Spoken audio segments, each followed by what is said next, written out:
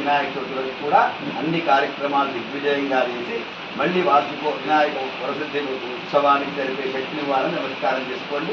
సర్వసిద్ధి మే దేవి సిద్ధిం మే దేవి చెప్పండి. మమ సంకల్పిత సకల కళ్యాణార్థే సంకల్పితాభ్యాం నమః. దశాంగుళం కర్పూరోపేతం సుగంధం సుమనోహరం. జయ బలో గణపతి భగవానికి.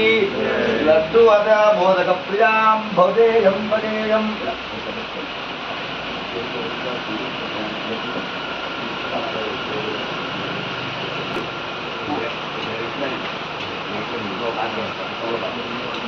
स्वाहा नमाय स्वाहा ब्रह्मणे स्वाहा पायसान्नाः दद्दोज समेताः मुंड्राळ समेताः महालड्वा समेताः कदलीफल नारिकेल महानैवेद्यं समर्पयामि. राजराममं सत्यं ओम तत्पुरो नमः. त्वं तथा पापोज्योतिरसोऽमृतं ब्रह्मभूर्भवत्वरो. महागणाधिपतये नमः.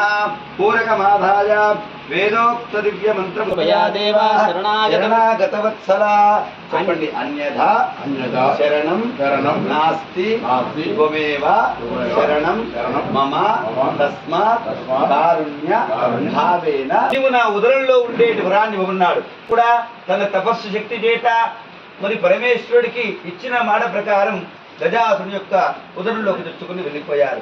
ఆ తర్వాత పార్వతీదేవి చాలా ఓపిక సమస్తమైనటువంటి ధ్యానశీలి.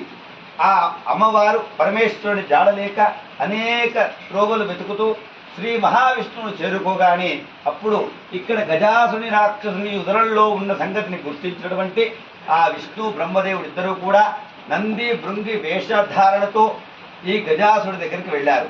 ఆ రాక్షసుని దగ్గర అనేకమైన నాట్యము ఉన్నది. భృంగి వేషంలో ఉన్నది విష్ణు బ్రహ్మ అని గుర్తించలేక ఆ యొక్క గజాసుడు ఏం వరం కావాలో కోరుకోమన్నాడు. అనగానే నీ యొక్క ఉదరంలో ఉన్న పరమేశ్వరుణ్ణి మాకు ప్రసన్నం చేయమన్నారు. మరి ఇచ్చిన మాట ప్రకారం ఆ రాక్షసుడు కూడా